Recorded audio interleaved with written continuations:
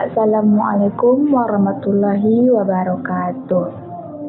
Sebelumnya, perkenalkan nama saya Manasari dengan NIM 22053030, di mana saya di sini akan memaparkan materi mata kuliah ekonomi moneter yang dimana diampu oleh Bapak Dr. Yul Henry, SPD MSI.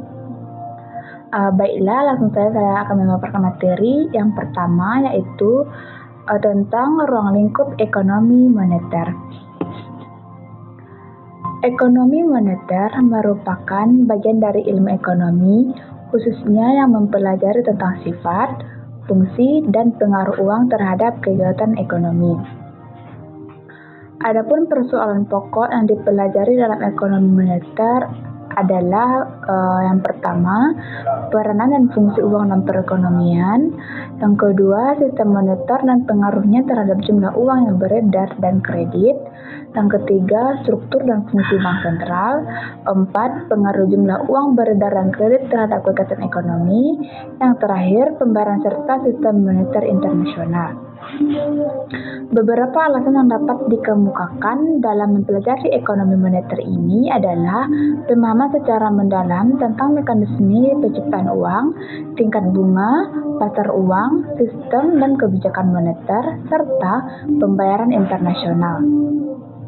Selain itu juga meningkatkan kemampuan menganalisis beberapa fenomena moneter dalam kaitannya dengan kebijakan moneter terhadap kegiatan ekonomi. Selanjutnya yaitu materi tentang pengertian uang, di mana dalam kehidupan sehari-hari uang dapat didefinisikan sebagai salah sesuatu yang disetujui dan diterima oleh masyarakat sebagai alat perantara untuk melakukan pertukaran atau perdagangan. Sehingga berdasarkan definisi tersebut, uang dapat berupa banyak, yakni pada sistem pertukaran atau barter. Dalam ilmu ekonomi tradisional, uang dapat didefinisikan sebagai alat tukar yang dapat diterima secara umum. Alat tukar tersebut berupa benda apa saja yang dapat diterima oleh setiap orang masyarakat dalam proses pertukaran barang dan jasa. Adapun fungsi uang, yang pertama yaitu uang berfungsi sebagai alat tukar menukar.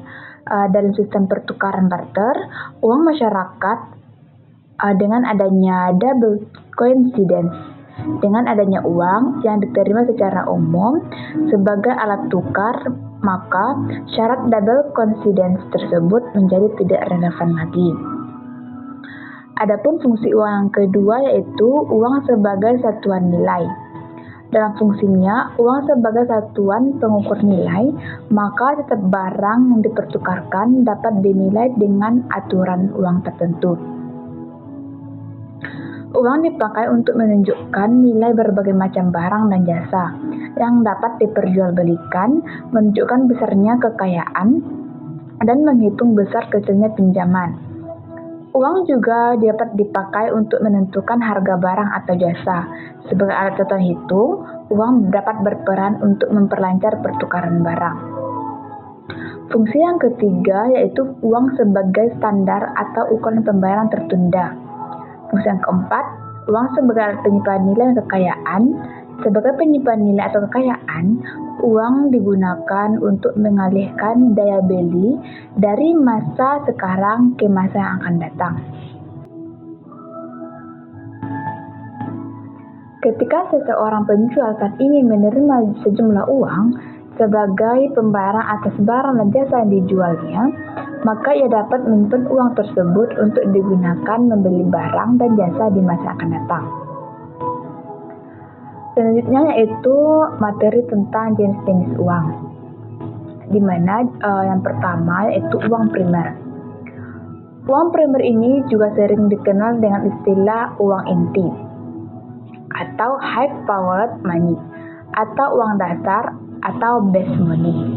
Uang primer adalah uang logam, uang kertas maupun cek yang dicetak oleh bank sentral. Yang kedua adalah full bodied money atau uang penuh. Nilai uang dikatakan sebagai uang penuh apabila nilai yang tertera di atas uang tersebut sama nilainya dengan bahan yang digunakan. Dengan kata lain, nilai nominal yang tercantum sama dengan nilai intrinsik yang terkandung dalam uang tersebut.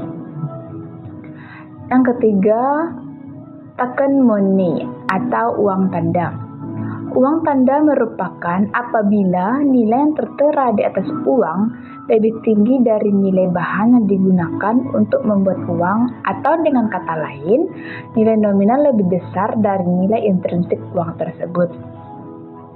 Yang keempat, uang kertas, di mana uang kertas merupakan uang yang terbuat dari kertas dengan gambar dan cap tertentu dan merupakan alat pembayaran yang sah. Menurut penjelasan Undang-Undang Nomor 23 Tahun 1999 tentang Bank Indonesia, yang dimaksudkan dengan uang kertas adalah uang dalam bentuk lembaran yang terbuat dari bahan kertas atau bahan lainnya, atau yang menyerupai kertas. Yang kelima yaitu uang geral. Uang geral adalah uang yang diciptakan oleh bank-bank umum. Uang geral tercipta akibat adanya semakin mendesaknya kebutuhan masyarakat akan adanya sebuah alat tukar yang lebih mudah, lebih praktis, dan lebih aman.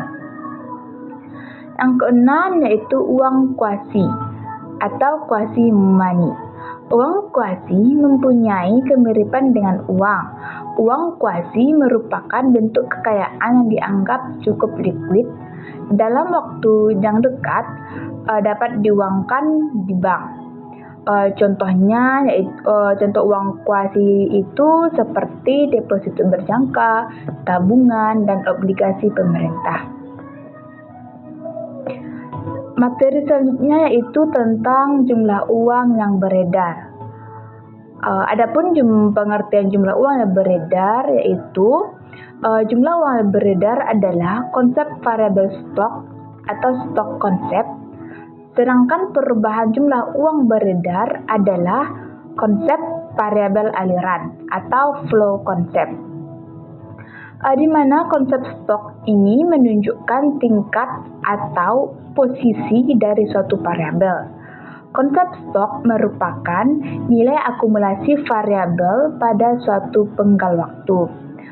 Sedangkan konsep aliran atau flow konsep menunjukkan perubahan nilai suatu variabel dari waktu ke waktu dalam suatu periode waktu tertentu.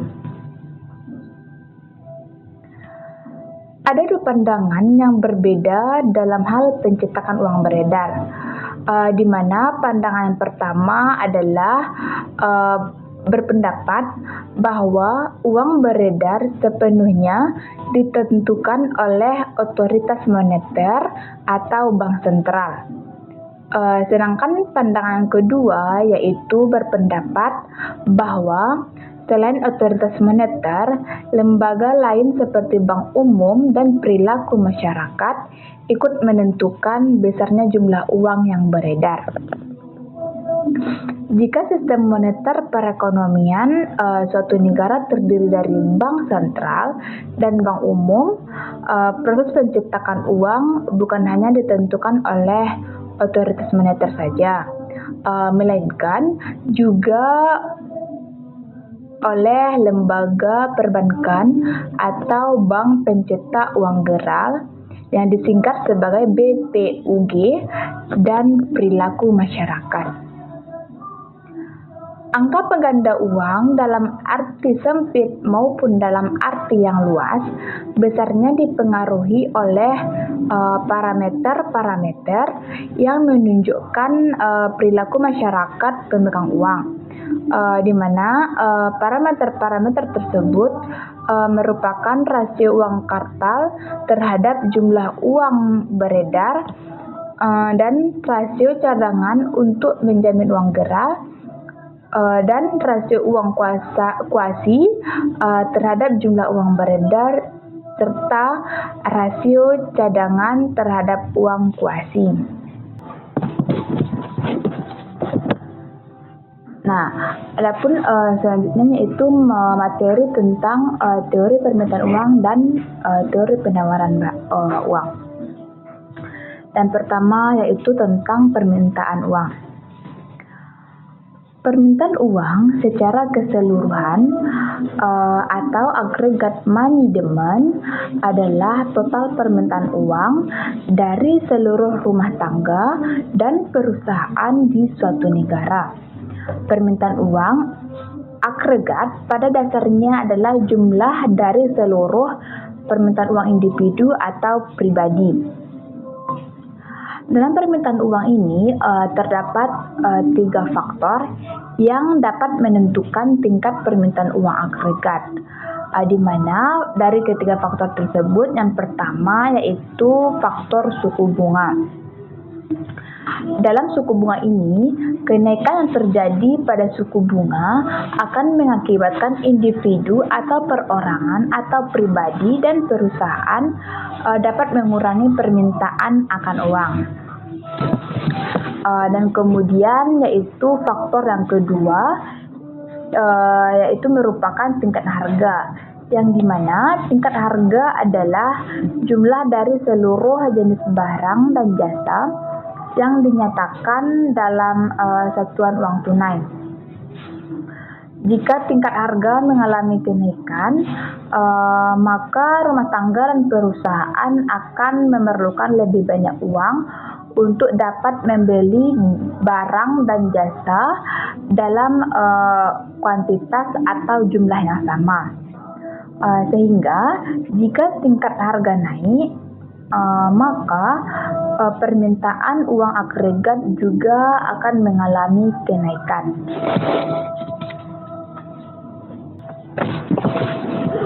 Adapun faktor yang ketiga yaitu pendapatan nasional real, yang dimana ketika pendapatan nasional real ini atau GDP atau GNP meningkat, maka jumlah barang dan jasa yang terjual juga akan meningkat. Kenaikan dari transaksi real ini akan memperbesar permintaan uang jika tingkat harga barang dan jasa tetap.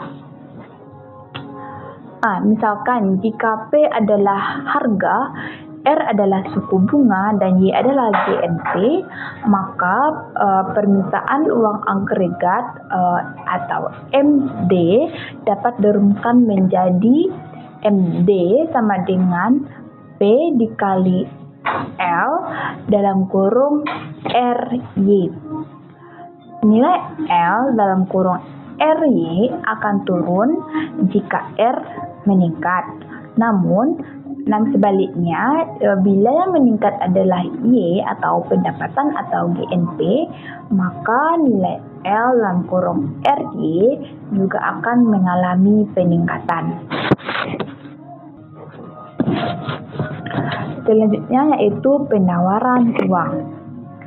Di mana pengertian penawaran uang itu sendiri adalah semua arus moneter yang oleh bank sentral disebut M1,